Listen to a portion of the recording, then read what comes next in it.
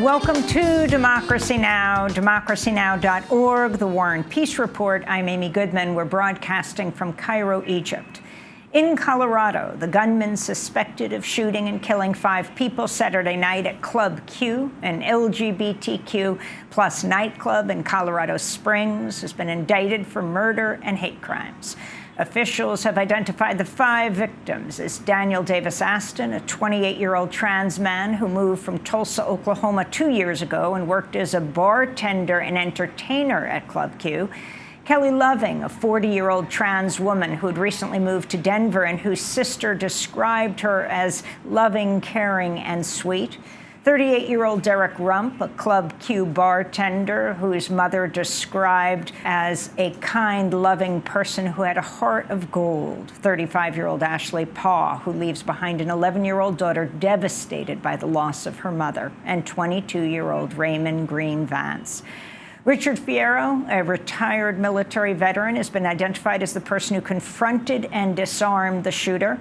Fierro was at Club Q to watch a drag show with his wife, his daughter, and Raymond Green Vance, who was his daughter's boyfriend.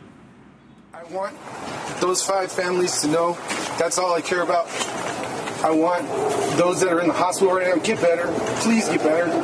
I remember we went out to see a show and have a good time. And thank God Raymond was smiling and was dancing with my kid. And my daughter got to spend her last day with him. Richard Fierro was deployed to Iraq and Afghanistan 4 times and said in an interview with the New York Times the experience still haunts him. He left the Army in 2013 due to the brutal psychological and physical toll of war and said he never thought he'd experience the same violence at home. In Pennsylvania, immigrant rights advocates welcomed a second bus of asylum seekers to Philadelphia Monday morning, sent by Texas Republican Governor Greg Abbott. Abbott says Texas has bused a total of over 13,000 asylum seekers to sanctuary cities, including Washington, D.C. and New York. Since Abbott was reelected in November, he's intensified his hate speech against immigrants, recently comparing the arrival of thousands of asylum seekers at the U.S.-Mexico border to an invasion. It's the same term used repeatedly by the white supremacist gunman charged with killing 23 people at a Walmart store in El Paso, Texas in 2019, the deadliest attack on the Latinx community in modern U.S. history.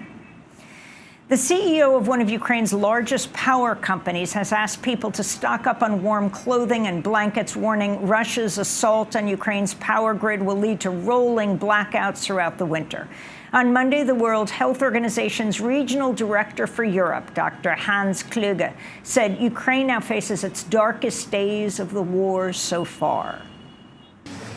This winter will be life-threatening for millions of people in Ukraine. Half of Ukraine's energy infrastructure is either damaged or destroyed. This is already having knock-on effects on the health system and on the people's health. Put simply, this winter will be about survival. U.S. Vice President Kamala Harris met with Philippines President Ferdinand Marcos Jr. in Manila Monday, where she vowed the U.S. would expand its military presence in the Philippines. Her meeting comes amidst growing tensions between the U.S. and China over the status of Taiwan, and as China and the Philippines square off over disputed islands in the South China Sea. An armed attack on the Philippines' armed forces, public vessels, or aircraft in the South China Sea would invoke U.S. mutual defense commitments. And that is an unwavering commitment that we have to the Philippines. Dozens of protesters gathered near the presidential palace in Manila denouncing Vice President Harris's visit and U.S. intervention in the Philippines. We also are against the warmongering of the United States for the sake of asserting its hegemony in this part of the world. We don't want our country to be used as a springboard or launching pad of the wars of the United States against China or any other country. We want a peaceful Philippines and a peaceful region. In Indonesia, the death toll from Monday's powerful earthquake in West Java province has soared to over 260 people. More than 1,000 were injured. Dozens more remain missing as rescuers continue to search for survivors in the rubble of collapsed buildings. Many of the victims are school children. In China, at least 38 people were killed Monday after a fire swept through a two-story factory in central Henan province that housed chemicals and other industrial goods. Local officials said the fire began after welders allowed sparks to fall on cotton fabric, causing it to ignite. According to the Hong Kong-based China Labor Bulletin, an average of 75 Chinese workers died of workplace-related deaths each day in 2020. In more labor news, members of a union representing U.S. freight rail conductors have voted to reject a tentative labor contract. It's the fourth and largest of a dozen rail industry unions to reject the agreement brokered by the Biden administration last September. Many of those rejecting the deal said the tentative contract failed to address chronic staffing shortages, long hours, unpredictable schedules. If any of the unions decides to strike, others will honor their picket lines, setting up a potential nationwide strike by more than 100,000 workers as soon as December 9th. Jeremy Ferguson, president of the International Association of Sheet, Metal, Air, Rail, and Transportation Workers, said railroad executives can avert a strike by returning to the table to bargain in good faith. It was profits above all else.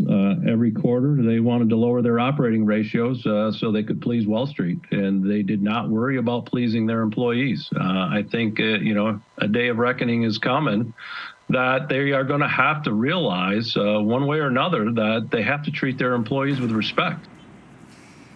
In Alabama, Governor Kay Ivey has issued a sweeping order to pause all executions statewide and ordered a review of Alabama's capital punishment system after a series of botched attempts to deliver lethal injections in at least 3 executions this year. Just last week, Alabama called off the killing of Kenneth Eugene Smith after officials struggled to establish an IV line for his lethal injection. Alabama canceled another execution in September for the same reason.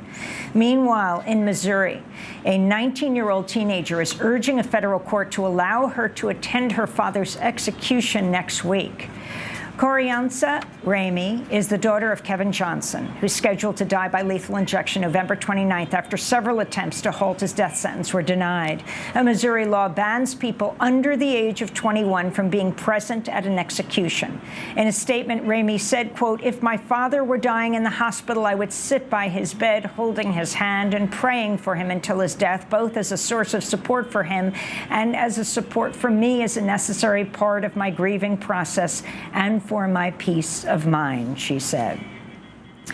Oregon's outgoing governor has pardoned 45,000 people convicted of simple possession of marijuana. Democratic Governor Kate Brown also said Monday she would void more than $14 million in associated fines and fees.